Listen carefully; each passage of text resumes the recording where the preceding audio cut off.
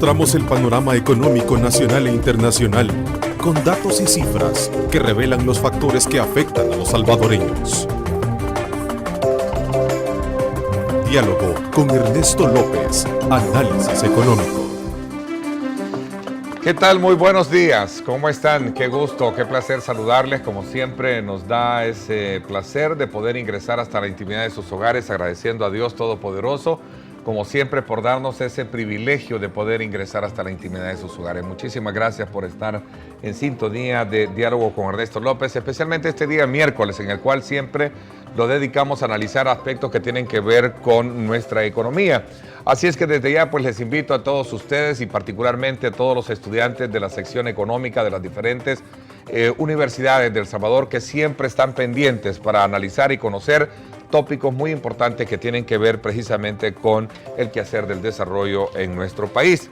Y a propósito, esta mañana en nuestro análisis económico de la semana, directivos de ANEP nos hacen una valoración o nos van a hacer una valoración sobre las proyecciones de presupuesto planteadas por el gobierno para el próximo año, donde a primera instancia la gremial ANEP lo califica como un obstáculo al desarrollo. ¿Por qué razón? Bueno, según ellos, año con año, previo a su aprobación, el anteproyecto siempre es motivo de variados cuestionamientos y hoy no es la excepción. Los empresarios temen que haya un desfinanciamiento similar al de este año, según ellos, porque las cifras se alejan de la realidad, sobre todo cuando se refieren a proyecciones de crecimiento versus ingresos, que son los que deben de generarse para poder fortalecer fiscalmente al Estado. Seguido de este análisis, aprovecharemos también la oportunidad o la presencia de ellos para hablar sobre otros temas de coyuntura, como por ejemplo la reforma al sistema de pensiones, la contribución especial para financiar la seguridad en el país, entre otros temas no menos importantes, como la noticia que el día o las reacciones que pueden haber sobre la noticia que se conoció el día de ayer en cuanto a la decisión de la Corte Suprema de Justicia de ordenar un juicio contra el diputado del Partido de Concertación Nacional, Reinaldo López Cardosa, quien a criterio de la Corte no justificó ingresos que andaban alrededor de $1 millón. La Corte Suprema de Justicia ordenó que se le procese por enriquecimiento ilícito, a la vez inmovilizó sus bienes y cuentas bancarias. Investigación en instituciones bancarias arrojó irregularidades como de que compraba en efectivo y depósitos en las cuentas de un familiar. Esta es la titularidad con que también el periódico La Prensa Gráfica nuevamente pone en perspectiva, digamos, una investigación más amplia sobre este tema, que obviamente vamos a procurar también abordarlo con nuestros invitados de hoy. Y como siempre, desde luego, quiero saludarlo al presidente de ANEP, al ingeniero Jorge Dabú. Gracias por acompañarnos, Jorge. Buenos días. Buenos días, Ernesto. Un gusto estar en tu programa nuevamente. El ingeniero Waldo Jiménez también, director de Asuntos Económicos de la ANEP. Waldo, qué gusto también tenerte acá en el programa. Ernesto, un gusto. Bueno, casi es costumbre tener 3 preguntas claves que nos van a ayudar un poco a guiarnos durante esta hora y media. La primera pregunta de ellas dice así, que están vinculadas precisamente al tema del presupuesto. ¿Qué ajustes debe de tener la propuesta o el anteproyecto de presupuesto para ser sostenible en el gasto? Esta es una pregunta clave que nos va a ayudar también a entender y comprender mejor en qué consiste cuando el gobierno plantea a manera de anteproyecto. Esta es la propuesta y luego también toda la discusión que se genera alrededor del tema en la Asamblea Legislativa. La segunda dice así, veamos. ¿Por qué la partida presupuestaria para seguridad, salud y educación debe de tener una cuota mayor que otras? Porque este es el tema también que de alguna manera se toma como punto de partida para ser cuestionado. Por ejemplo, según la versión oficial, es decir, la del gobierno, este año hay que las proyecciones para el próximo año es de comprender que se van a establecer ciertos parámetros para poder aplicar lo que son las tasas o las nivelaciones salariales, es decir, lo que de alguna manera también se cuestiona, es decir, Aquí también le falta, bueno, la policía sí va en el tema de seguridad, salud y educación, que es el tema de la aplicación del escalafón para ellos. Así es que esa es una de las preguntas que también tenemos presentes vamos a tener presente en esta discusión. La tercera pregunta dice así, vea usted. ¿Tiene salvedad el actual sistema de pensiones o qué ajustes pertinentes necesita? Esto es el tema que hemos venido abordando a lo largo de estos días y que obviamente hoy vamos a aprovechar la presencia de los ejecutivos de ANEP para poder de alguna manera comprender la posición que ellos tienen con relación a este tema. Así es que desde ya pues usted está invitado a participar. Recuerde @diálogo21, @Neto López Radio. Son 2 cuentas en Twitter para que nos escriban. Por favor, formule comentarios directos en cuanto a los temas que estamos abordando, siempre cumpliendo con ese canon de respeto, ¿verdad? De concentrarnos en los temas para que de alguna manera estos puedan ser colocados en la parte inferior de sus pantallas y también nosotros podamos darle lectura.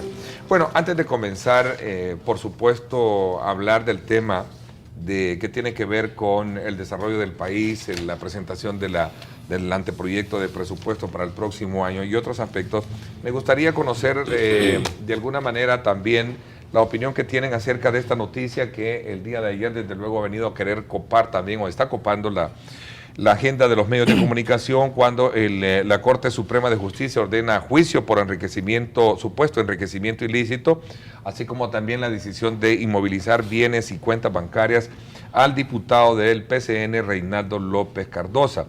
Hay una investigación que, lo decía yo al principio del programa, bastante amplia, que nos pone en perspectiva de qué se trata esta nueva situación.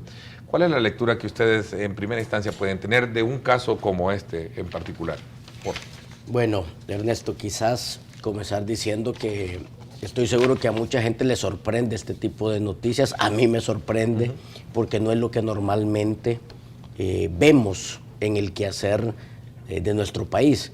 Pero eso lo que te está diciendo es que ese es el Salvador o ese es el país que deberíamos tener, en donde las instituciones hacen su trabajo, en donde las instituciones funcionan y le resuelven a la sociedad los problemas o le atienden a los problemas. No se sabe si al final será juzgado culpable o no, pero que las instancias correspondientes hagan su trabajo, que hagan su gestión para hacer las investigaciones del caso, le va dando una luz de esperanza a los salvadoreños de que podemos ojalá construir un mejor país.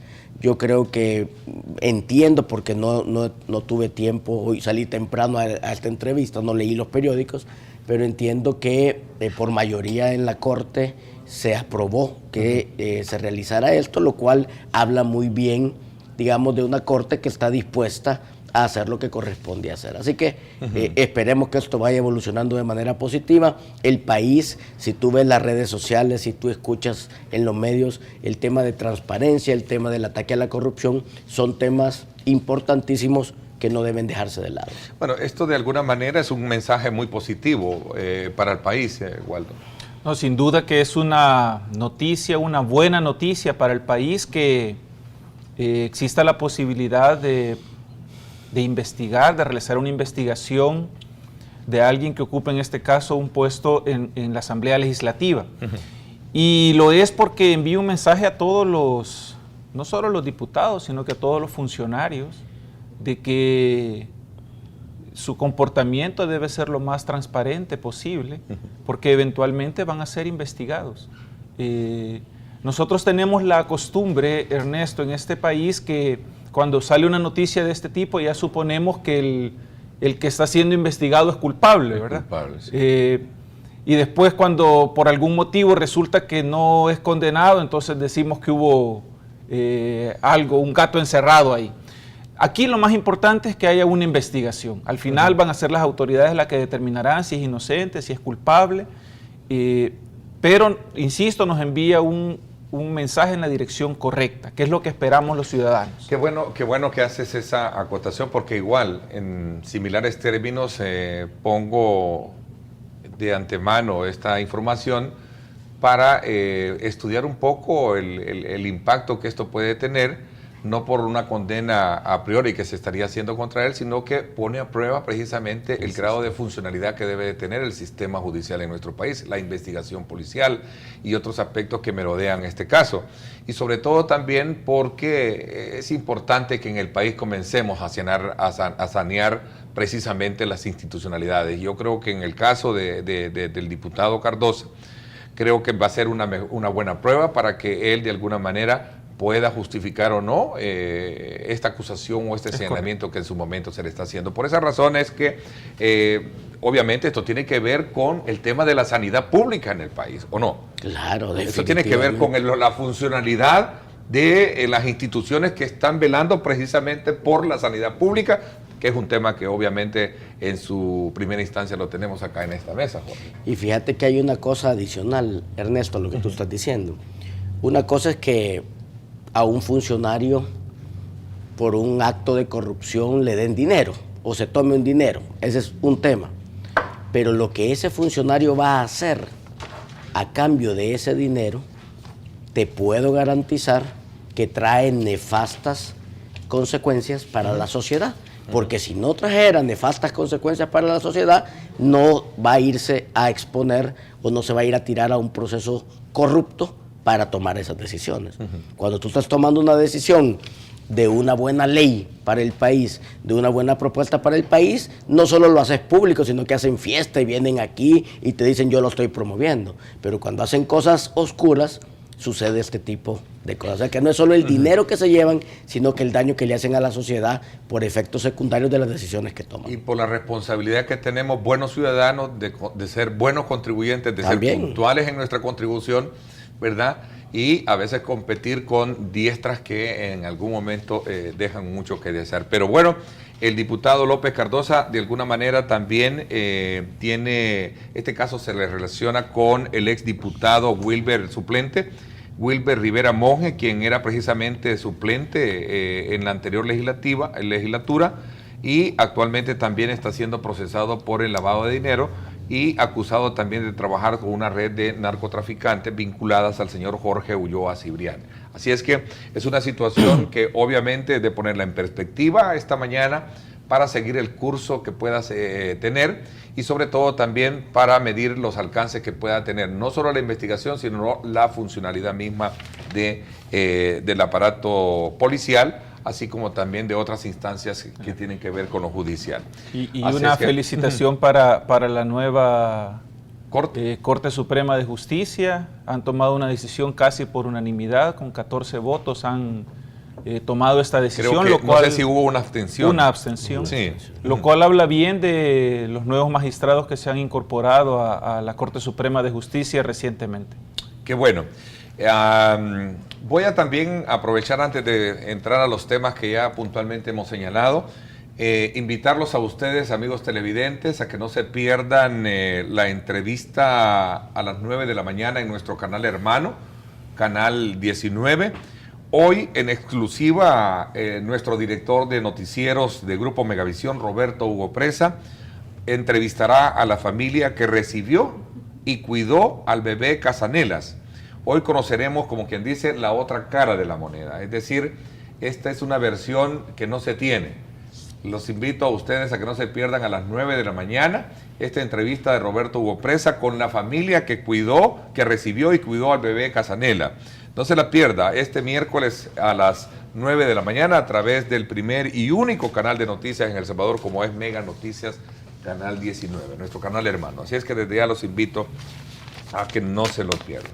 A ver, gracias nuevamente por acompañarnos. Anet ya ha hecho una valoración sobre las proyecciones del presupuesto planteados en la Asamblea Legislativa y de alguna manera la primera versión que se escuchó decir pues que representa un obstáculo para el desarrollo. ¿Por qué razón, Jorge?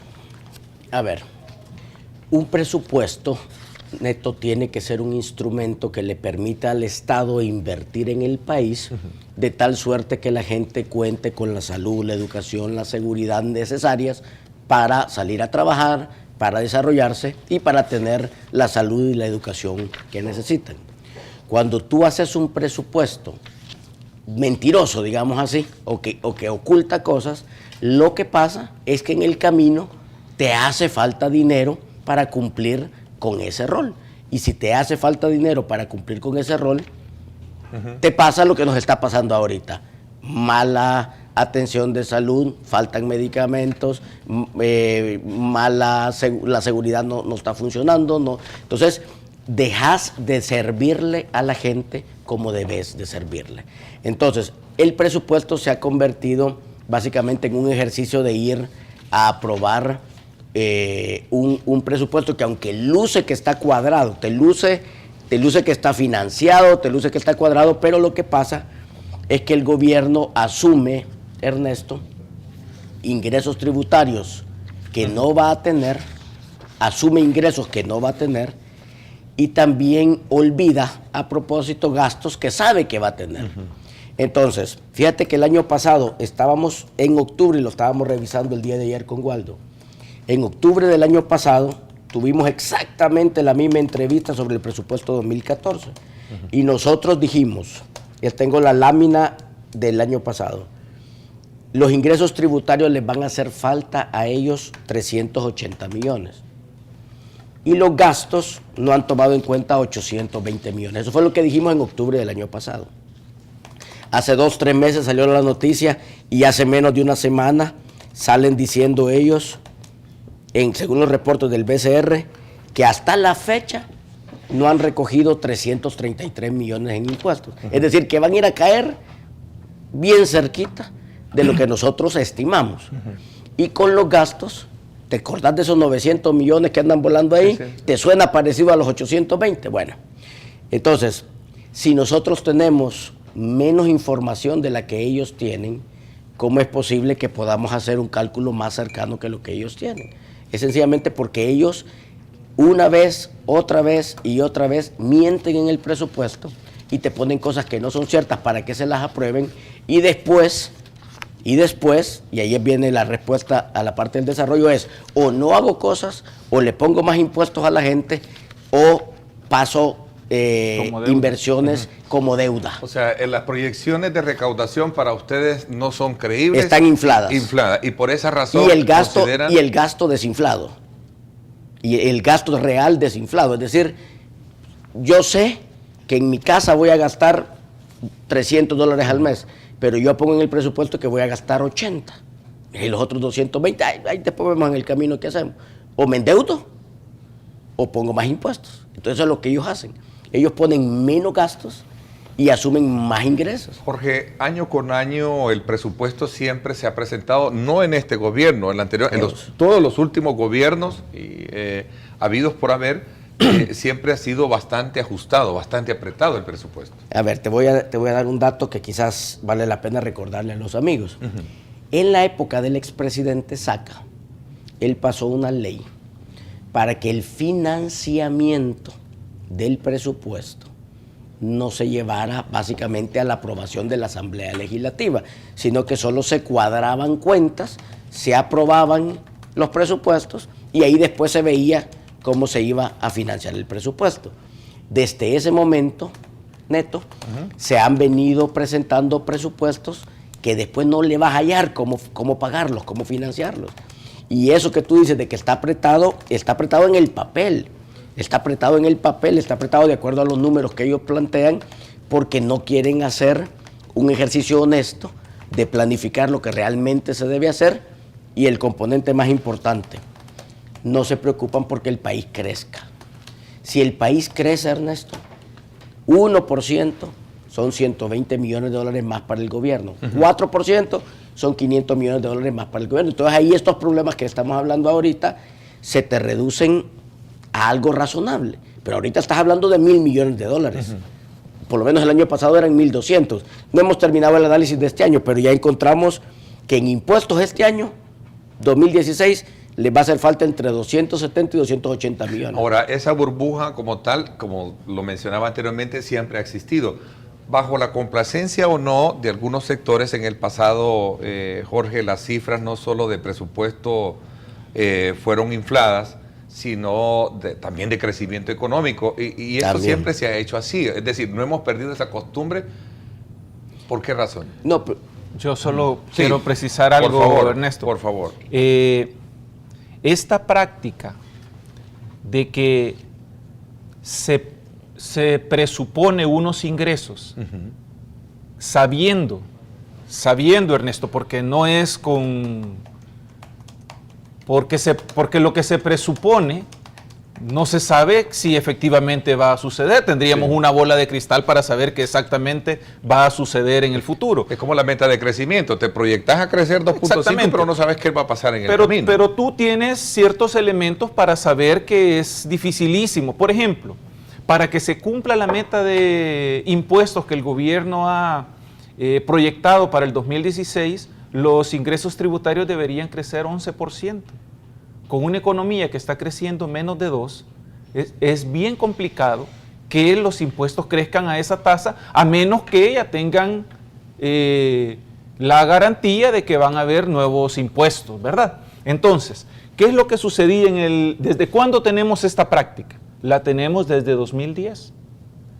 Aquí tengo yo el récord de montos de ingresos que fueron estimados y que al final resultaron, por ejemplo, en el 2010 se recaudaron 171 millones de dólares menos de los que estaban presupuestados. El año 2014 se recogieron 341 millones de dólares, el doble de 170. De lo que no se había hecho el año anterior, de lo que no se había recaudado. Menos. Porque si fueron 150, hoy se fue a 300. Es correcto. Entonces, ¿qué es lo que pasa? Que como estoy teniendo una práctica de presupuestar más ingresos, de inflar los ingresos, esto se va acumulando. Porque la proyección del siguiente año no la hago en base a la realidad, sino que en base al supuesto que hice el año anterior. En los años anteriores, a 2008 y para atrás, en todos los casos recientes, lo que te encuentras es que se presupuestó un monto y el gobierno recogió más dinero. Por ejemplo, en el 2006 se recogieron 232 millones de dólares más. ¿Por qué se recogió más, Ernesto, ese año? Porque 2006 fue un año en que la economía creció más de lo que el gobierno estimaba. El gobierno estimaba un crecimiento de 2,5% y al final terminó siendo un crecimiento arriba de 3%, lo cual además va en total sintonía con un planteamiento que ha hecho ANEP desde hace muchos años, y es que para que el gobierno reciba más ingresos, lo más importante es que la economía crezca, que haya inversión, haya nuevos empleos, que son los que necesitan los salvadoreños, y resultado de esa dinámica empresarial, el gobierno reciba más dinero para atender las necesidades de las familias más pobres. Waldo, examinando el comportamiento que tienen otros presupuestos de otros gobiernos, de otros países, estos casi siempre proyectan o siempre hacen lo mismo. Tú ocupaste la palabra que me parece que es la que define conceptualmente bien lo que significa un presupuesto, es presuponer ingresos, ¿no?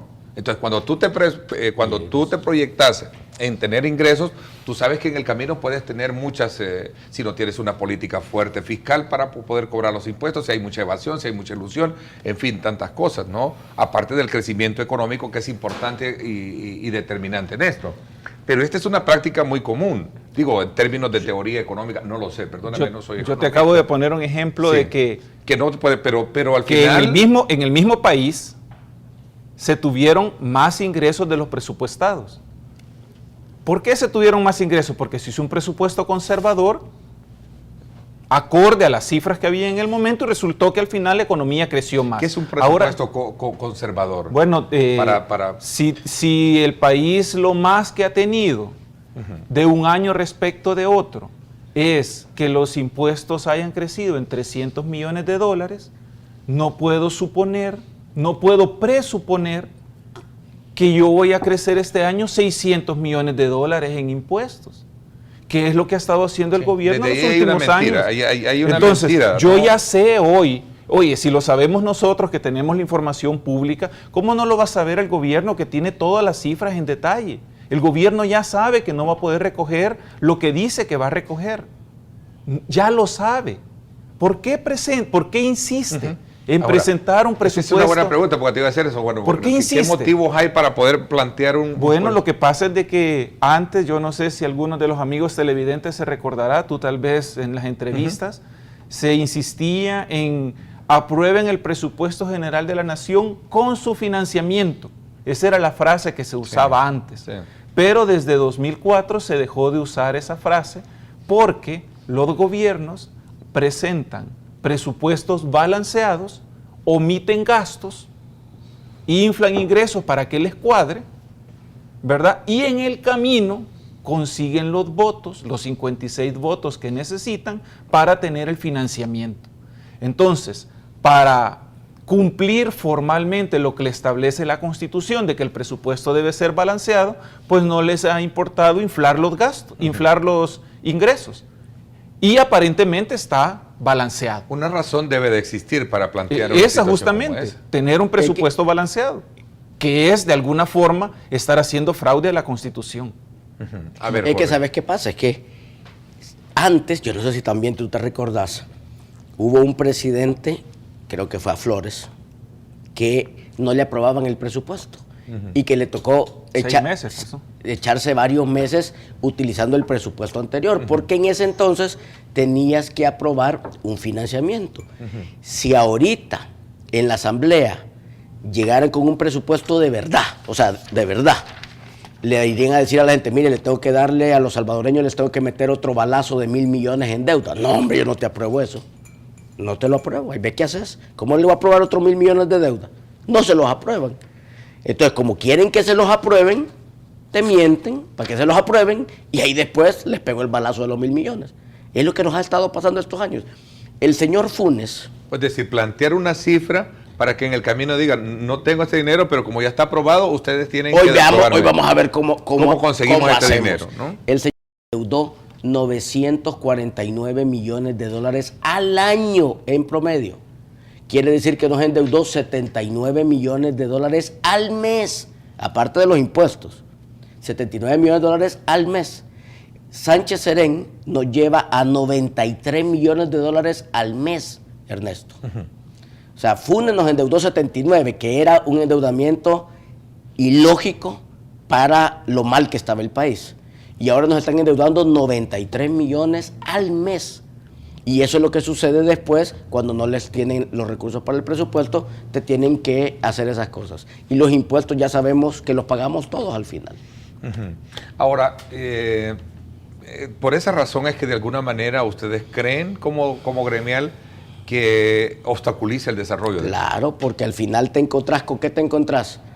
Con que no tienen cómo arreglarle los carros a la policía, que no tienen cómo comprarle las medicinas a los hospitales, que no tienen cómo resolver los problemas. Y mira qué bueno lo que acabas de poner ahí en la pantalla. La deuda de El Salvador ya sobrepasó los 16.000 millones. Eso es arriba del 62% del Producto Interno Bruto del país. Claro, que es una discusión también que siempre ha sido a priori mantenerla en un debate de esta naturaleza. Por supuesto. ¿Cuánto de nuestros ingresos se va para poder de alguna manera pagar esa deuda? Casi más del 50% del ingreso que de se los tiene. ingresos tributarios. Del ingreso tributario. Y lo más importante, que tomemos deuda, porque tomar deuda no es bueno ni malo.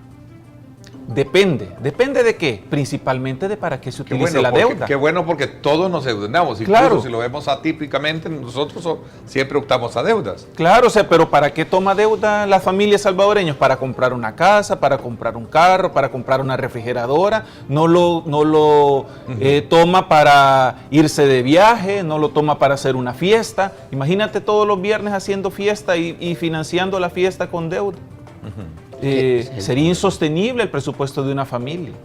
Incluso las familias tampoco toman deuda para ir a consumir, para ir al mercado o al supermercado. Ok, voy a hacer una pausa comercial. ¿Qué necesitamos para tener un presupuesto robustecido? ¿Qué es lo que se necesita desde la perspectiva de ustedes? Porque, bueno, qué bueno que se cuestiona que el presupuesto que presenta el gobierno va inflado, es decir, con cifras que al final no las tienen y no se sabe si las pueden tener, pero que lo que quieren es la aprobación para justificar más adelante, ¿verdad? Irse por la vía más práctica, más fácil, que significa el préstamo, para seguir con deudas y de esa manera contemplar con ese dinero, ¿cierto? Que sobre esa base va, digamos, o eso apunta la crítica de ustedes como sector o cuestionamientos hacia el tema del presupuesto. ¿Qué necesita o qué se necesita para para presentar un presupuesto robustecido? ¿Qué debemos apostarle? Toda esa energía. Vamos a una pausa comercial. Gracias por estar con nosotros.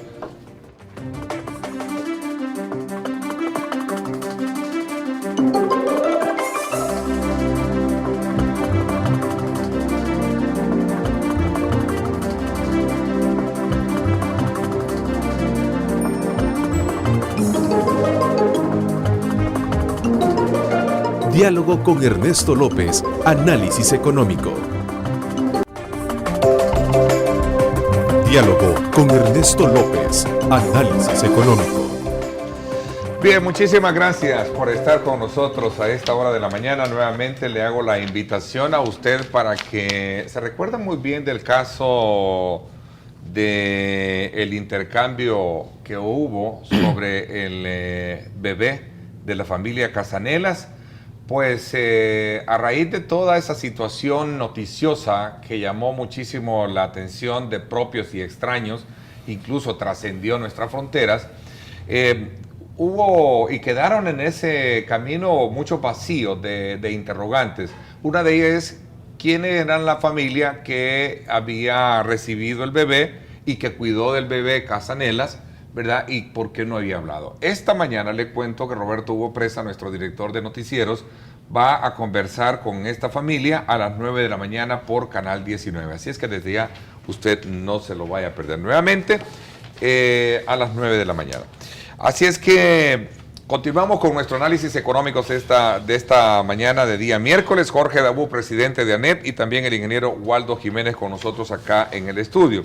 Después de hacer una valoración en cuanto a los factores que determinan el argumento que ustedes tienen frente al tema del presupuesto presentado por el Ejecutivo a la Asamblea Legislativa, voy a presentarle a nuestros televidentes acá cifras que de alguna manera muestran qué es lo que el gobierno ha hecho en su presentación. El presupuesto general de la Nación para el próximo año, según la cifra presentada por el Ejecutivo, es de 4.860.8 millones de dólares, ¿verdad? Hay un incremento, según las estimaciones, de 37.8 millones respecto a el ejercicio de este año. Esta es una fuente que nos proporciona este dato muy en particular. Hay proyecciones de subsidio, 92, los cuales 54.6 millones van para el gas licuado y 37 millones para el transporte público. Este es el tema de subsidio. Hay otro elemento bien importante en esto que tiene que ver precisamente con el tema del escalafón que van a recibir, que se aplica al sector de maestros, también salud, como también para los agentes policiales. Van contemplados en esto. Y aquí entra la gran pregunta. ¿Qué significa tener un presupuesto balanceado, del cual hablabas tú, Waldo? Bueno, por un lado. Y por otro lado, ¿qué se necesita como país para poder de alguna manera presentar un presupuesto que con la robustez que de alguna manera se espera, ¿no? Mire, dice el artículo 226 de la Constitución que el órgano ejecutivo tendrá la dirección de las finanzas públicas y estará especialmente obligado a conservar el equilibrio del presupuesto. Dice el artículo 227 que este presupuesto contendrá para cada ejercicio la estimación de todos los ingresos, todos los ingresos que se espera percibir de conformidad con las leyes vigentes, o sea que en esos ingresos no pueden estar impuestos que no han sido aprobados, son todos los ingresos con las leyes vigentes, así como la autorización de todas las erogaciones. Y eso dice la Constitución, eso es lo que está obligado a hacer el gobierno cada año cuando presenta el presupuesto a la Asamblea Legislativa. Yo quiero comentarte un dato de un año, digamos. En el año 2013, el gobierno presentó un presupuesto de gastos de $4.500. Millones de dólares, 4.500 millones de dólares. Y al final tuvo 926 millones de dólares adicionales de gastos. 900 millones de dólares de 4.500, Ernesto, es un 20%. Tuvo un 20% más. O sea, no estamos hablando de errores pequeños, de márgenes de 2-3%. Estamos hablando de márgenes del 20%. ¿Puede un gobierno equivocarse un 20% en presupuestar los gastos cuando 2013 no fue un año que hubo un terremoto o hubo una situación de crisis nacional, hubo una erupción de algún volcán o no? Ya sabían que iban a tener más gastos y no los incluyeron en el presupuesto. Fueron, hicieron reformas y tomaron deuda para financiar ese exceso de gasto que no fue reportado en el presupuesto. Lo más importante desde nuestro punto de vista, Ernesto ya lo decía antes, pero lo quiero reiterar, es que entremos en la discusión que no hemos querido entrar los últimos 6 años, de cómo lograr que la economía tenga mayores tasas de crecimiento. Esa es la discusión fundamental. Ya vamos a hablar de eso, pero la pregunta así de manera concreta es, tenemos que hacer crecer primero la economía para poder de alguna manera ser más sincero a la hora de presentar un presupuesto. Entonces, sin duda ayudaría tener una más dinámica empresarial, porque el gobierno con mayor dinámica empresarial tenía más ingresos y no tendría necesidad de estar recurriendo a estos recursos de presentar información inflada. La grasa que tiene el actual presupuesto son de $400 millones o más. No hemos hecho ese análisis. No, me refiero a lo inflado que para ustedes está, o de cuánto es más o menos. En el caso de ingresos, hay cifras alejadas de la realidad, tanto por ingresos como por el lado de gastos. En el lado de ingresos, nuestra estimación para 2016 es que el presupuesto tiene $272 millones adicionales que creemos que no los va a recibir. Más los gastos. Y además no hemos terminado el análisis de cuánto está el gobierno escondiendo de los gastos que va a tener en el 2016. Es decir, ahí hay alrededor de unos $500 millones que no existen. Más seguramente. Más. La historia nos dice que el gobierno está presentando cifras en promedio de $800 millones de gastos que no los incluyen en el presupuesto. O sea, que estamos hablando de 1.000 millones, 1.100 millones más. 1.000 millones que no existen. Que no existen. ¿Y ustedes creen que difícilmente se pueden capitalizar a partir de una política propia si no es a través de la deuda, que es lo que se proyecta el gobierno? O crecimiento económico, pero son las cosas que no se discuten. Le van a meter o deuda o impuestos a la gente. Y la deuda es impuestos en el futuro. Y la deuda es impuestos. Es que no hay salida. Ahora, ¿qué necesita el país para crecer? Porque este es un debate también que se mantiene de manera permanente, muy frecuente. Por un lado, el gobierno acusa a los empresarios de no tener apuestas estratégicas de inversión. El sector privado, a través de ustedes, sumado a otros gremiales, acusan al gobierno de ser inoperante en muchos aspectos, de ser, de ser un mal administrador, en fin, de tantas cosas. ¿Cómo lograr entonces la media en todo esto, Jorge? A ver, generalmente los gobiernos aquí y en cualquier lugar del mundo buscan responsables de su fracaso, y los empresarios aquí y en cualquier lugar del mundo es a quienes normalmente les tiran el muerto. Ahora, yo quiero hacer una reflexión para los amigos que son empresarios y para los que no son, que yo los invito a que deberían intentarlo. En este país, 2.148 empresas, poquito más, poquito menos, pagan el 70% de los impuestos de la renta, y 16,000 personas naturales pagan más o menos el 70% de la renta. Quiere decir que hemos ido generando un modelo como que subaja un elefante en una mesita de noche. Y entonces lo que hace el ministro de Hacienda siempre es ir a cazar al zoológico, irle a poner impuestos siempre a los mismos. Entonces, ¿qué es lo que sucede? Una empresa... Yo, si me permitís, solamente para precisar qué significa esto, que 2.600, 700 empresas paguen el 70%, esas representan el 10% del total de empresas formales que tiene el país. Y que 16,000 ciudadanos paguen, la mayor parte también es más o menos el 10% de los contribuyentes personas naturales. Entonces está concentrado en el 10% de las empresas y en el 10% de las personas naturales. Solo te estoy hablando de los impuestos ahorita. Entonces, cuando tú vienes con más reformas fiscales sobre el mismo grupo, ya no hay oxígeno y te empieza a suceder lo que está pasando. Ayer salí en un periódico o antier que ya no está creciendo la recaudación fiscal porque sencillamente no le podés sacar más sangre a la piedra, ¿verdad? Ya no te da para más porque la economía no da. Pero además de eso, tenés la inseguridad, que tiene que ver con la gente, con los trabajadores, con las empresas, con las rutas de distribución. Tenés la burocracia del Estado. Tenés que, cada vez que...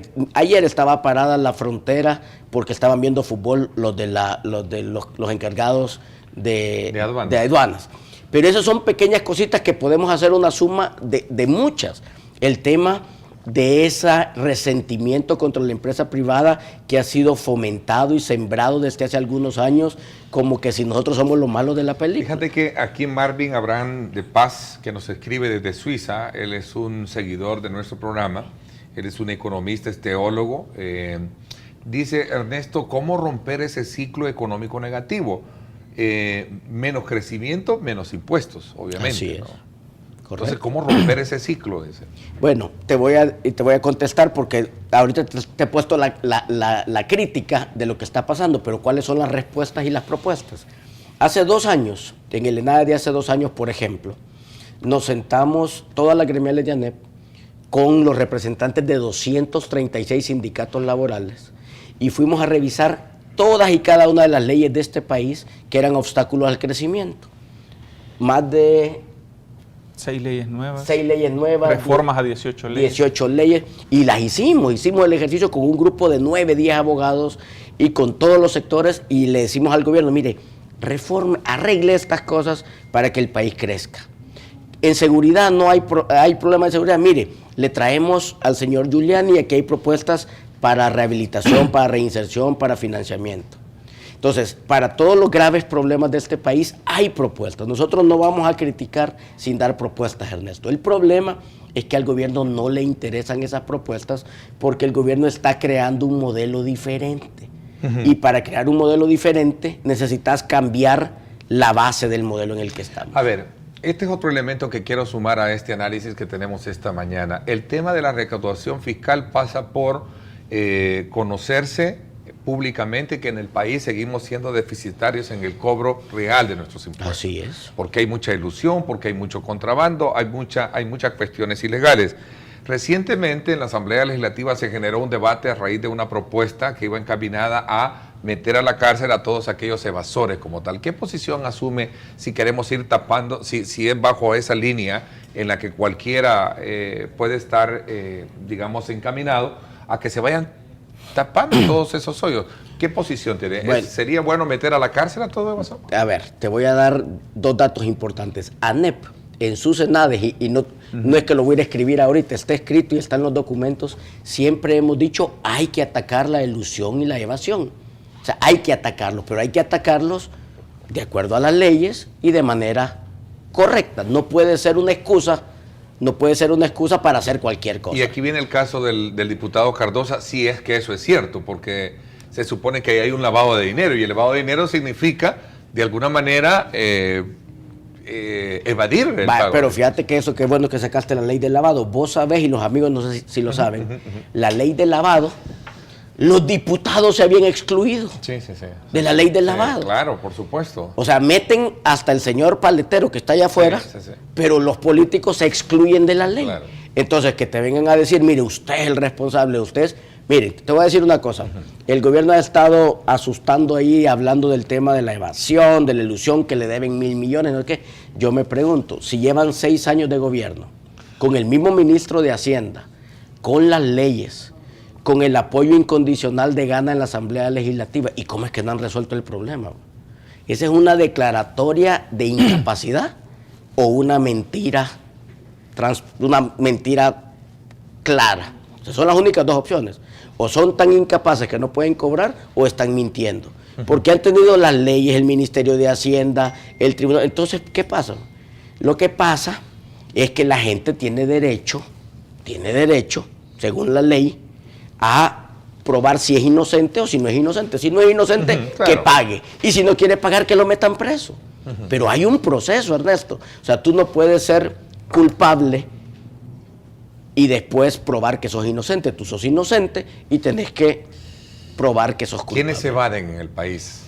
Bueno, si te estamos diciendo que hay 20.000 empresas que son las que pagan los impuestos y 100.000 salvadoreños que pagan los impuestos, quiere decir que si juntan las 20.000 empresas y los 100.000 personas, quiere decir que hay 70% de la gente que no paga impuestos. Cuando tú vas al mercado me refiero al mercado, tú puedes encontrar grandes negocios que no pagan impuestos. En febrero del 2010, cuando estábamos teniendo esta discusión, el ministro de Hacienda en una televisión dijo, Lo que viene ahorita es una ampliación de la base tributaria para que los que no pagan, paguen. 2010, se ha atrasado 5 años en lo que dijo, pero en el 2010 dijo eso. Entonces, ¿qué es lo que están haciendo? Vuelven y repiten. Es más fácil generar odio de clases, generar división en la sociedad y decir, estos empresarios son los culpables, que ir a hacer el trabajo que tienen que hacer. Nosotros lo decimos con claridad y lo repito, Ernesto, la elusión y la evasión deben atacarla, deben resolverla, pero en el marco de la ley, haciendo justicia, no inventándose leyes para hacer cualquier tipo de cosas y saltarse las trancas. Déjame decir cuatro cosas sobre el tema, Ernesto. Primero, un saludo a Marvin Abraham de Paz, que tiene ya más de 20 años de residir fuera del país. Fuimos compañeros en el colegio. Así es que bueno, un saludo a Marvin. Y para darle una respuesta simple a la pregunta que él hace, una respuesta sencilla, que por sencilla no es fácil, es que la manera en que el país puede retomar su senda de crecimiento económico es en base a la confianza. En la medida que sigan los ataques de tildar a las empresas, a los sectores empresariales, como que son contrarios al pueblo, como que hacen campaña a favor o en contra del partido de gobierno y a favor del partido opositor, mientras los empresarios sean vistos como enemigos y no como socios del crecimiento económico, va a ser muy difícil generar confianza. Todos los males que pasan en el país no es responsabilidad del gobierno, sino que es culpa de los empresarios. O sea, esa es una manera, eso es lo que hacen los niños, digamos, cuando se les quiebra un vaso dicen que se le cayó, que lo empujó, ¿verdad? No se hacen responsables de sus actuaciones. Entonces, el primer tema es la confianza. Yo sobre el tema de los impuestos y toda esta discusión de los juicios que ponen las empresas, sería conveniente que los nuevos magistrados de la Sala de lo Contencioso Administrativo priorizaran, entre otras. En los periódicos salió que hay más de 2.000 casos en mora en la Sala de lo Contencioso, priorizaran todos los casos que están relacionados con los juicios que han puesto las empresas. Porque eso es solamente una excusa, un pretexto del gobierno para generar división y atacar al sector empresarial. Que resuelvan a favor o en contra, lo más importante es que resuelvan apegado a derecho para que se le acabe la excusa al gobierno. La tesis del gobierno es que cualquier empresa, la tesis que plantea el gobierno es que cualquier empresa, a la hora de ser debidamente escrutada, fiscalmente hablando, busca como instancia, cuando se trata de ver el pago, digamos un tribunal de justicia de esa naturaleza, y ahí se estanca todo. Por esa razón se manejó la gran cantidad de millones de dólares que se supone ahí están, ¿no? Y que no pagan estas empresas. Por eso es importante que la Sala de lo Contencioso resuelva esos casos, para que a favor o en contra. Y entonces, si resuelve en contra de las empresas, tendrán que pagar, y si no, ya quedan, pero ya se le acaba ese pretexto. No se opone a cárcel por entonces, deja decirme, esa es la cuarta cosa que quiero decir. Entonces, lo importante es que una vez agotada, esto es un lenguaje de los abogados, digamos, una vez agotada la vía administrativa, o sea, una vez agotado el juicio en la Sala de lo Contencioso, si alguien no paga, procede la cárcel. Pero tú no puedes decir que porque yo digo que es culpable, sin haber sido vencido en juicio, lo voy a meter preso. O sea, primero debo ganar el juicio para meterlo preso. El gobierno primero debe ganar el juicio administrativo en la Sala de lo Contencioso, para una vez siendo culpable y si no paga, puede proceder, y eso ya está en las leyes, no necesita hacer ninguna reforma legal para ir y meter preso al que no paga. Lo que no puede es suponer que a pesar de que el juicio está pendiente, reformar la ley para irlo a meter preso. Eso no se puede, porque tenemos un Estado de Derecho. Si no, pasaríamos a una dictadura donde lo que yo digo, eso es, y punto. Ni más deuda, ni más impuestos, sino responsabilidad, austeridad y eficiencia. Esa es parte también del debate que se genera. O sea, el tema de austeridad, que debe de ser racional en términos de poder de alguna manera no malgastar el dinero público. Sí, de hecho, nosotros hacíamos unos números así bastante superfluos y decíamos, miren, si el crecimiento del gasto, por ejemplo, en el tamaño del Estado se mantiene igual que el año pasado, que no siga creciendo, manteniendo lo que está por ley en los escalafones de seguridad, de educación, eso no lo puedes tocar y hay que respetarlo. Entiendo que este gobierno gasta menos que los anteriores, entiendo, no sé si comparten ustedes eso. Pues la deuda la llevan en 93 millones al mes sobre 77, 79 que llevaba el señor Funes. Hablo de gasto público en términos de... Sí, lo que pasa es que ese gasto lo pagas con deuda, o sea, por eso te hago esa observación. Okay. O sea que sí el gasto... Veníamos creciendo al 18%, Ernesto, el gasto. O sea, cada año gastábamos 18% más. Y los ingresos eran 11% más, si no me equivoco, en promedio. Y creo que el promedio se mantiene más o menos igual. Puede ser que ahorita haya bajado un poco. Pero ese es uno de los temas que nosotros hacíamos un análisis y estoy seguro que tú recibiste esa información que nosotros enviamos y le sacamos 240 millones bien fáciles, sin sacrificar a nada ni a nadie del presupuesto en un tema de ahorro. Eso se puede escudriñar aún más.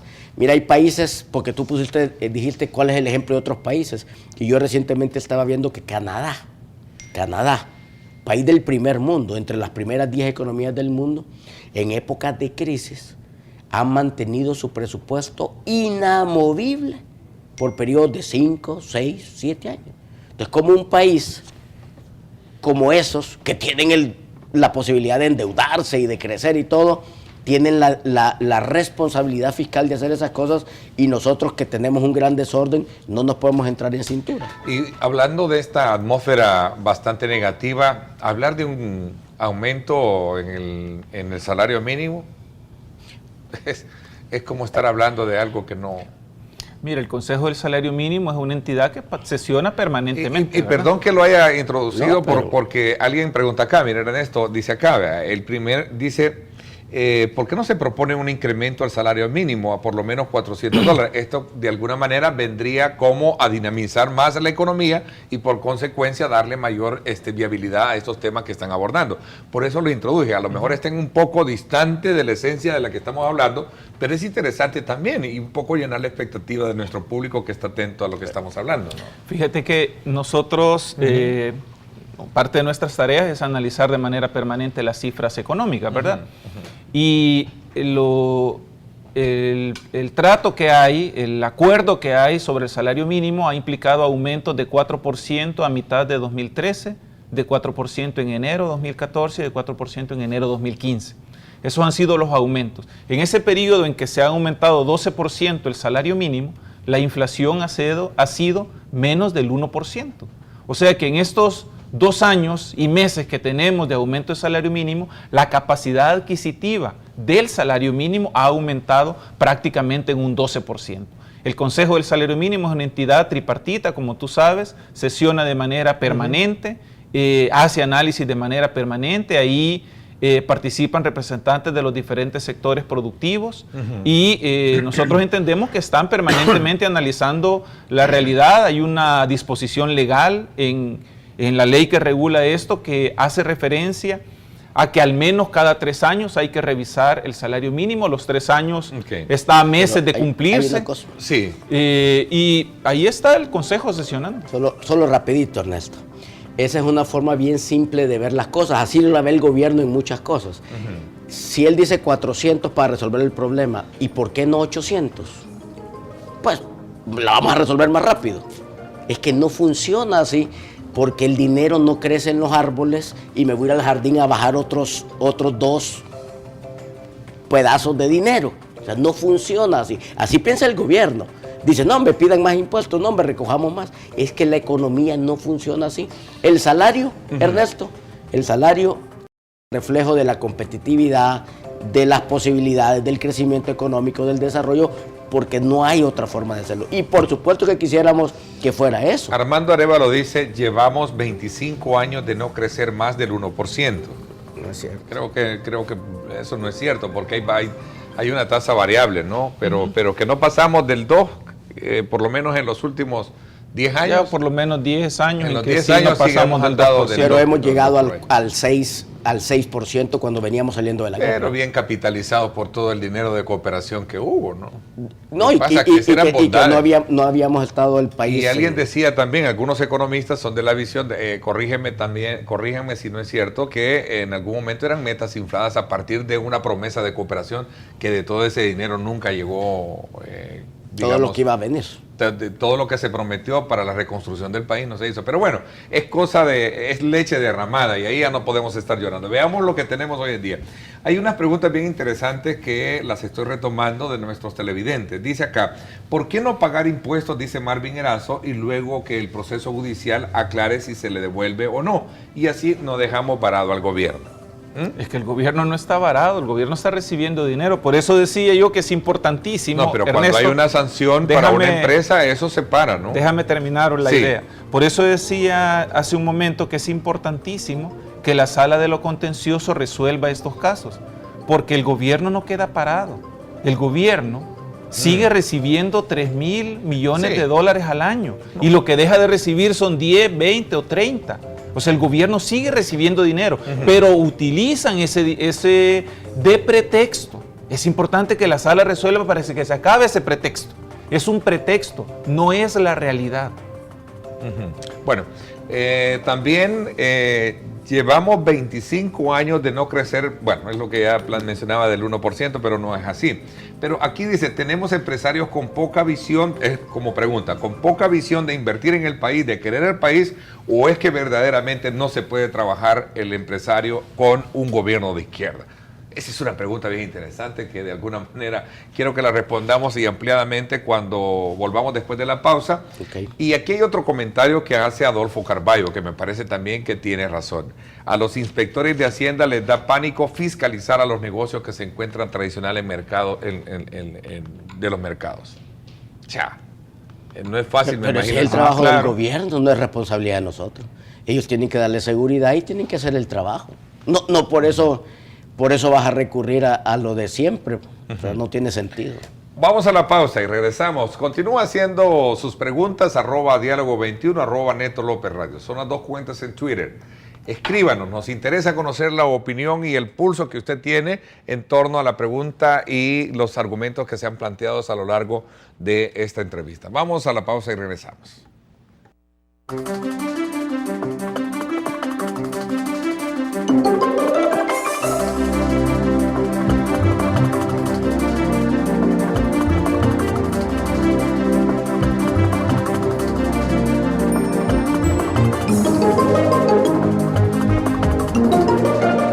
Diálogo con Ernesto López, análisis económico. Diálogo con Ernesto López, análisis económico. Es que son bonitos. Bueno, gracias. No hay mejor empresa que capitalizar que la familia, de eso estamos hablando, ¿no? Así es. Saludos muy cordiales a tu hijo, el menor de 2 años, ¿verdad? Sí. Que está viendo en este momento la entrevista. Le mandó un video y le dice ahí está papá, ¿no? Qué bueno, hay que cuidar muchísimo a la familia. A ver, decía algunas preguntas que nos están formulando nuestros televidentes acá, por ejemplo, en el tema de la visión que pueden tener los empresarios. Cuando estos se alejan de invertir en el país, por consecuencia, el crecimiento económico se ve seriamente afectado. Eso es lo que ha pasado en los últimos años. Y alguien preguntaba, ¿o es que el sector privado no concilia con una visión de un gobierno de izquierda? ¿O es que verdaderamente, o qué es lo que está pasando? Se preguntaba. A ver, yo te voy a dar algunos temas y Waldo te hablará de otros. Pero cuando tú ves que en un país hay legislación trasnochada, agresión, presiones. Bueno, es bien común que en los discursos políticos, como lo estábamos hablando hace un rato, se den expresiones y acciones de agresión, de incertidumbre. En el país, por ejemplo, los que son formales, fíjate bien, tienen que pagar 59 impuestos y tasas. Eso es lo que pagan los formales. Aparte de que tienen que pagar las extorsiones. Aparte de eso, sobrellevar legislaciones complicadas. Mira, te voy a dar un ejemplo, Ernesto, que la gente ni lo sabe y quizás esto va a ser primicia. El 1 de enero del 2016, o sea, en 60 días, lo que sea, todas las personas y empresas que formalmente tributan, de acuerdo a la ley de lavado y al reglamento que ha hecho la Fiscalía, tiene que tener en su planilla, en su empresa, una persona que va a estarle reportando en un papel a la Fiscalía General de la República todas y cada una de las transacciones arriba de 10,000. De 10,000. De 10,000 creo. de 10,000, pero las de efectivo que son menores. O sea, de 10,000 transacciones, pero las menores. Pero no, lo que pasa es que no Y es importa que sean acumulados. menores, es acumulado en el mes. Entonces, ¿qué quiere decir eso? ¿Sabes qué pasa si no tienen las empresas eso? Les van a cerrar las cuentas a los bancos. Les van a llamar el 1 de enero, le van a decir, mire, venga a traer todo su dinero, venga a traer, y venga y traiga una bolsa. Porque no le puedo dar un cheque porque no me lo puedo ir a cobrar a otro lugar. Entonces, esa es una de 80, y vos decís, miren, si los lavadores de dinero no están sentados ahí, hombre. Los lavadores de dinero andan por otro lado. Y la legislación deja unos grandes huecos en ese tema y meten a las empresas en ese tipo de cosas. Y yo estoy de acuerdo que deben buscarse los mecanismos para hacer las cosas, pero no podés ponerle obstáculos y echarle llave al progreso de la forma en la que se hace. Eso es un ejemplo, Ernesto. Aquí pudiéramos pasar hablando todo el día. Entonces, cuando un empresario viene y dice, y eso tengo que hacerlo, y a mí me toca hacer eso, y tengo que llenar 17 documentos para una exportación, y tengo que pasar todo esto, no, mire, no, mejor no me meto en ese lío. Entonces, ese es el tipo de cosas Nos que queda suceden. claro la posición que tienen con relación al tema del presupuesto. A ver, el tema del financiamiento, el tema de seguridad, que es uno de los también puntos que apremian y cuestionan muchísimo de la iniciativa que se presentó a la Asamblea Legislativa, y es cómo crear un financiamiento que le permita, en este caso al gobierno, tener fortaleza económica para impulsar programas de seguridad pública. ¿Ustedes consideran desde un principio que no es atinada la decisión de buscar la paridad con el consumo a la telefonía como tal, ¿no? A ver, nosotros lo que decíamos, Ernesto, es, la primera pregunta que debemos hacernos es, ¿de verdad se necesitan más recursos o se necesita hacer mejor las cosas? Yo tengo aquí una gráfica que no sé si se va a poder apreciar. No sé si se alcanza a ver. Ya la van a enfocar. A ver, dime. ¿Qué dice esta gráfica? Ahí está. Que del año 2004... No, vamos a mucha darle luz, mucha ahí está mejor, ahí está mejor. Ahí está. Que del año 2004 al año 2014, los presupuestos se han venido levantando, inflando en esta medida, pero el resultado de esto es que hay más muertos, que hay más inseguridad y que hay menos confianza en las autoridades. Entonces, lo que nosotros estamos diciendo es, mire, si usted no genera políticas públicas eficientes, tírele todo el dinero que quiera, usted no va a resolver nada. Fíjate que fueron a Colombia, acaban de ir del Consejo de Seguridad, a ver el tema de Medellín, que es un ejemplo de éxito. Y entonces lo único que trajeron de allá fue el modelo del impuesto. Y les digo yo, miren, y ustedes saben quién está implementando en Medellín eso. Giuliani y su compañía. El 2 de junio, y ahí lo tengo yo en mi computadora, después del ENADE que fue en mayo, y que se sentó el señor Giuliani con su equipo, con la gente del gobierno, el 2 de junio le manda el señor Giuliani a don Jato Asbun, ahí tengo yo la copia del documento, un documento de 12 páginas, en donde le hace propuestas para 7 ejes de acción, y le dice que en un periodo de 10 a 12 meses, tú tenés en control, no estoy diciendo resuelto, ojo, no estoy diciendo resuelto el problema, pero tenés en control todo el desorden de seguridad que tenemos. Y es un presupuesto 10 veces menos que lo que quieren recaudar en impuestos. O sea, te estoy hablando de algo insignificante para este presupuesto. ¿Qué ha sido la respuesta? Nada. Absolutamente nada. Entonces, cuando tú ves ese tipo de cosas, y decís, el problema se va a resolver con 140 millones, mentira. Una mentira que... A tu criterio no hay voluntad. Por cierto, creo que mañana invitado a propósito a Hato Asbun para que me acompañe y hablemos precisamente sobre esto. Preguntarle qué ha pasado con esas propuestas. El 2 de junio, esa es la fecha que tiene ese documento. No hay respuesta. A tu criterio, como presidente de la ANEP, ¿crees que no hay interés del gobierno de atender este tema? Yo no sé si... A ver, yo no quiero decir que no sea un tema de interés. No, no quiero poner palabras mías. Yo no he dicho eso. Lo que yo estoy diciendo es, si esto que se está haciendo hoy, lo que estás haciendo hoy, no está funcionando, ¿por qué no intentas hacer otras cosas que expertos? Porque yo no soy un experto en seguridad. Los que están sentados en el Consejo de Seguridad no son expertos en seguridad. Ahí hay iglesias, está bien, y gente buena que quiere ayudar, pero no son expertos en seguridad. ¿Por qué no hacer las cosas que los expertos en seguridad te recomiendan hacer para resolver el problema? Es sentido común. Tú no vas a curarte de una pulmonía con el dentista.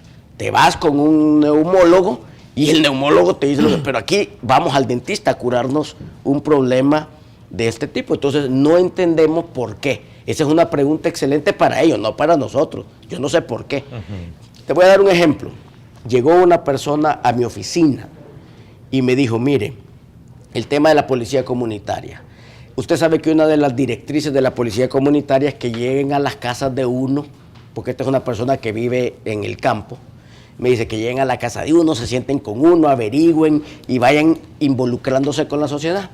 Donde ellos se llegan a meter, a esa casa donde se llegan a meter, lo llegan a amenazar a uno. Vos te estás reuniendo con ellos o le matan a alguien. Entonces, ¿qué te está diciendo eso? Eso no está funcionando. Eso es un riesgo para la misma sociedad si lo seguís haciendo de esa forma. Bueno, el sastre en la zona de Sonsonate, que por arreglarle los pantalones a los policías lo tuvieron que matar, no puede ser. Entonces, ¿qué te está diciendo? Entonces, esa no es la forma, Ernesto. Te pongo otro ejemplo. Se está queriendo invertir en prevención y en rehabilitación en 50 municipios, pero si tú no resolves el problema de generar confianza y seguridad en el municipio, estás echándole sal al mar, porque no va a funcionar, porque no vas a resolver el problema. No lo digo yo, lo dijo el señor Giuliani, le dijo, mire, si usted no va resolviendo el problema de la represión del delito, todos los demás gastos no le van a resolver el problema. ¿Este fondo especial para financiar la seguridad surge con el aval del Consejo Nacional de Seguridad? Jamás se llevó ahí. ¿ANEP jamás dio la firma para ello? Jamás se llevó al Consejo. Nunca. Jamás se ha llevado al Consejo. Ahí está sentado este señor. Nuestro buen amigo, ¿cómo se llama? Arnoldo Jiménez estaba... Nunca se llevó al Consejo. Nunca firmó un documento avalando. Jamás se ha llevado al Consejo. Nunca ese impuesto se ha llevado al Consejo. No es cierto, es otra mentira. ¿Quién está en el Consejo ahora de ustedes? Bueno, estoy participando. Tú estás ahí, ¿no? Sí. ¿Cómo se está examinando este tema? Mira, ha sido hasta después de que el gobierno... Pero a mí déjame decir una cosa antes de tu pregunta en el anterior. Yo no sé si la cámara puede enfocar porque el gráfico habla por sí mismo. Tú preguntabas que qué está pasando con los inversionistas. No sé si la cámara podría acercarse. Ahí tenemos cuánto ha sido la inversión extranjera directa en los últimos 5 años en cada país de Centroamérica. La fuente está en la esquina, dice, la fuente es CEPAL. Pues resulta que El Salvador ha recibido menos del 2% de la inversión extranjera directa de todos los países de Centroamérica. Encabeza la lista Panamá con más de 15,000 millones de dólares y El Salvador la cierra con apenas 744 millones de dólares. Esto es como los inversionistas extranjeros evalúan todos los países de Centroamérica y deciden dónde poner su dinero. Aquí no estamos hablando de inversionistas salvadoreños. También habrán salvadoreños, sin duda, invirtiendo en otros países, no en los montos de que estamos hablando, pero principalmente estamos hablando de inversionistas fuera de la región que han preferido apostar en Panamá, en Nicaragua, en Costa Rica y no en El Salvador. ¿Por qué será que han decidido hacer eso? Pues seguramente porque El Salvador tiene problemas de confianza, de las condiciones, de las perspectivas futuras, que es justamente las propuestas que ha hecho el sector privado para mejorar el entorno de generar empleos, oportunidades de empleo en El Salvador. ¿Tu papel en el Consejo? Ahora regresemos a Voy lo del a Consejo. hacer una pausa y te doy la palabra porque quiero ajustarme con ese compromiso de publicidad Gracias por estar con nosotros. Siga enviándonos comentarios, @diálogo21, @Neto López Radio. Las dos cuentas en Twitter. Escríbame. Diálogo con Ernesto López. Análisis económico. La siguiente sección es por cortesía de la Universidad Francisco Gavidia. Tecnología, innovación y calidad. A ver, ¿qué papel juega ANET ahora en el Consejo luego de la salida de Arnoldo, que estuvo al frente por mucho tiempo, ¿no? ¿Waldo? Bueno, mira, después en el último mes, 2 meses, han habido 4 reuniones del Consejo de Seguridad, 5 reuniones del Consejo de Seguridad, 3 de la plenaria, una de una comisión de seguimiento y la última fue de la Comisión de Articulación Financiera. Fue hasta esa reunión de la semana pasada donde el gobierno llevó o se agendó el tema del impuesto en el Consejo de Seguridad, en la Mesa de Articulación Financiera. Pero para entonces el gobierno y el país ya tenía 10 días discutiendo sobre el impuesto. O sea, el impuesto jamás fue presentado en el seno del Consejo previo a su presentación a la Asamblea Legislativa. Circuló una carta en la que la firmaba precisamente quien representaba a la ANEP en ese entonces. Circuló. Nunca hemos visto esa carta a la que tú estás haciendo referencia. Si la tuvieras ahí sería bueno. Tanto así que en la reunión plenaria del Consejo, el secretario de Hato Asbun explicó y recalcó que quienes habían dado declaraciones diciendo que el impuesto se había discutido en el Consejo estaban equivocados. Hizo una aclaración ahí en el seno del Consejo. Seguramente ¿verdad? pudo haber sido ese acuerdo, ¿no? O esa carta de aclaración. No ha habido ninguna. Pero recuerdo que anduvo una por ahí. ¿Verdad? El secretario dijo no es cierto, y quienes han dicho, porque fueron algunos voceros los que mencionaron que el impuesto llevaba el consenso del Consejo de Seguridad. En el Consejo el representante del gobierno, que no fue nadie del Ministerio de Hacienda, llegó a decir, bueno, el impuesto lo conocen ya ustedes, quiero oír sus comentarios. ¿Verdad? Ni siquiera ha sido un tema que se ha discutido seriamente en el Consejo. Se agendó, pero lo que hubieron fueron comentarios respecto del mismo impuesto. No hay un acuerdo del Consejo, ni de discutir a profundidad el impuesto, ni mucho menos de respaldar al gobierno en esa propuesta. Lástima que el tiempo se me fue. La reforma a las pensiones también es otro tema que acapara mucho la atención y la preocupación de los diferentes sectores.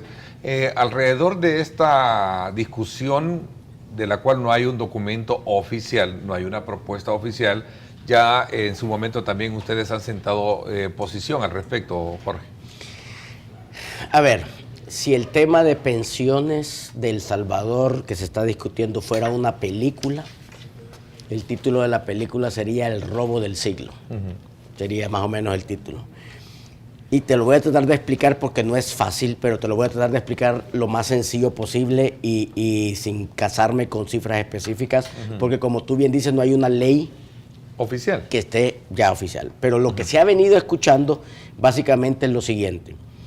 Todos los salvadoreños que están en las pensiones cotizando, que ganen abajo de 484 o 456 dólares, o los que ganen arriba de eso, pero en una parte pagando 456, le van a tener que pasar todos los ahorros que han hecho por 17 años, todos los ahorros que están en su cuenta personal de 17 años, se los van a tener que entregar al gobierno, para que el gobierno lo administre y, nombre de Dios, te dé una pensión más adelante. Pero te quiero dar 2 datos que son importantes. Hoy, este día, con el sistema de pensiones actual, tenés que cumplir con 2 condiciones para pensionarte. Número 1, creo que la edad es 60 y 55 años, o sea, cumplir esa edad, y segundo, haber cotizado 25 años. Si tú cumplís con las 2, te pensionás de acuerdo al sistema. Si usted no cumplís con las 2, te regresan lo que ahorraste, más tu rentabilidad, etcétera. Eso es el 60% de los salvadoreños. Le va a pasar eso. Y al 40% se va a quedar con la pensión normal. El 60% le van a devolver lo que ahorró. Eso, en el nuevo sistema que están proponiendo, le va a dar a ese 60% de la gente una sexta parte. Oí bien lo que te digo, la sexta parte de lo que le daría el sistema actual. Tu pregunta era, ¿qué es lo que necesita el sistema? Nosotros estamos convencidos y lo podemos probar con números, no diciendo es que estos no quieren, es que estos son ladrones, no, porque eso es lo que dice generalmente. Convencidos que el sistema funciona. Media vez no le metan la mano al ahorro de la gente. Media vez no lo agarren de caja chica y media vez le permitan invertirla. Ahora, este sistema que tenemos de administración privado, de alguna manera la tesis del gobierno, o por lo menos las versiones que se han dado de parte de la Secretaría Técnica, es de que hay una disyuntiva para comprender mejor que el fenómeno ha cambiado. Al gobierno le corresponde honrar las pensiones como tal, pero aquí tenemos a un sector privado que es la que en su momento capitaliza las mismas. Es decir, tenemos a un gobierno que tiene que pagar pensiones y al otro que capta el dinero y a un privado que capta dinero. Ahí hay una disyuntiva, es la tesis que sostiene. Sí. Mira, me parece que hay un grave error conceptual al hacer el planteamiento que tú estás comentando. Gravísimo error conceptual. El gobierno tiene la obligación de pagar las pensiones del antiguo sistema, donde los salvadoreños que están afiliados al antiguo sistema en su tiempo cotizaron al antiguo sistema. Y por lo tanto el gobierno recibió esos recursos. Si esos recursos no alcanzaron o fueron insuficientes para financiar las pensiones, es un problema que el gobierno asumió en su momento, esa responsabilidad, y tiene que pagarlas. El nuevo sistema de pensiones es privado en tanto cada ciudadano que cotizamos al sistema de pensiones tenemos nuestra propia cuenta de ahorro individual. Un salvadoreño que haya ganado $300 durante los últimos 17 años en promedio, estoy haciendo una simplificación, Ernesto, tendrá por lo menos ahorrado $10,000 en su cuenta individual. Ese dinero es de ese salvadoreño. Claro. 10,000 es privado en el sentido de que es de él. Y por lo tanto, él mismo está haciendo aportes a su cuenta individual. ¿Para qué? Para financiar su pensión en el futuro. Las AFP son unas entidades que administran esos ahorros, pero el dinero que los salvadoreños cotizamos al fondo de pensiones es un dinero que no va a la AFP. Es un dinero que va a la cuenta individual, de la cual recibimos reportes al menos 2 veces al año. Es un dinero nuestro para financiar la pensión del futuro. El gobierno debe resolver su problema fiscal de pagar las pensiones del antiguo sistema. Hay un costo de administración, hay una rentabilidad, sí. Obviamente no son empresas de la caridad, ¿no? Sí, por supuesto, hay un servicio que se paga. Que es en ese sentido que a lo mejor el secretario técnico decía, es decir, el gobierno tiene que pagar, el otro recauda y el otro gana por administrar. No, pero mira, no lo puede hacer el Estado. Yo quiero darte datos porque es bien fácil hacer...